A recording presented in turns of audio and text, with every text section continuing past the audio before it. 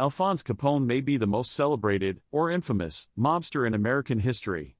His story has been told in dozens of fictionalized and true-to-life movies, television shows, books and other media.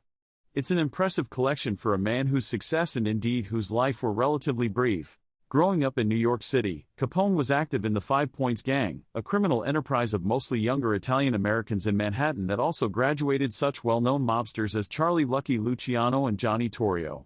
It was in New York that Capone suffered a facial wound in a fight at a brothel, earning him the nickname Scarface. Torrio moved to Chicago in 1909 to work for syndicate boss Big Jim Colosimo, and in 1920 Torrio called upon Capone to join their growing enterprise in the Windy City. Colosimo operated hundreds of brothels and gambling rackets, but he reportedly refused to go into bootlegging, which, with the enactment of Prohibition in 1920, was a huge growth opportunity for organized crime groups. Colosimo was shot to death the same year Capone came to Chicago. Although nobody was ever arrested for Colosimo's murder, many believe Torrio ordered the hit, and that Capone was an accomplice in the killing. Torrio inherited Colosimo's organization and quickly capitalized on the illegal alcohol industry. His leadership was relatively short. In 1925, Torrio was shot and injured by a rival gang, and then he was sentenced to 9 months in prison for operating an illegal distillery. Torrio resigned as leader of the criminal organization that became known as the Outfit and, for 3 years, moved back to Italy. He later returned to the United States and became something of an elder statesman among mobsters, helping to found the National Commission of the American Mafia in 1934. With Torrio's resignation, Capone took control of the outfit.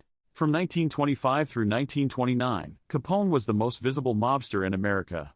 Capone worked with local media and friendly politicians to cultivate an image of a businessman concerned with the welfare of his fellow Chicagoans.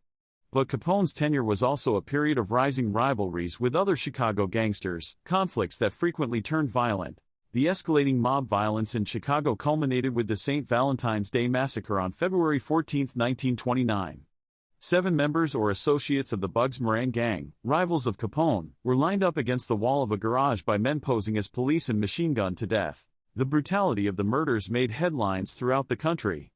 Although Capone was at his vacation house near Miami at the time of the massacre and never arrested for the crime, he was widely suspected of ordering the massacre.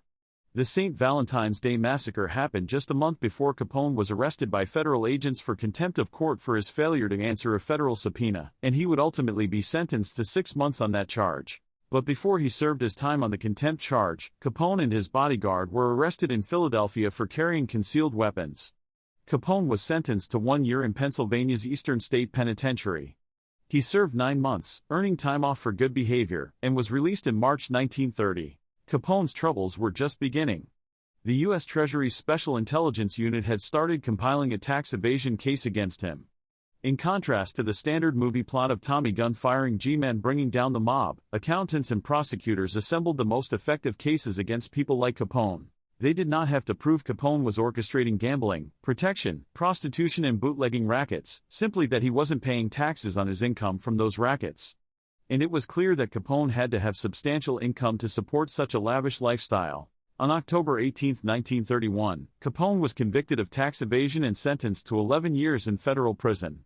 He served his time in the Cook County Jail and the Atlanta and Alcatraz federal prisons.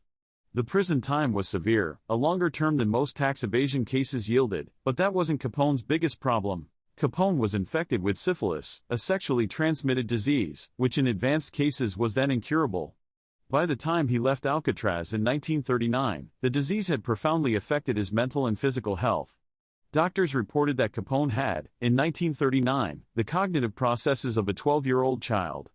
He essentially retired with his family to his Florida mansion, where he died in 1947 at age 48.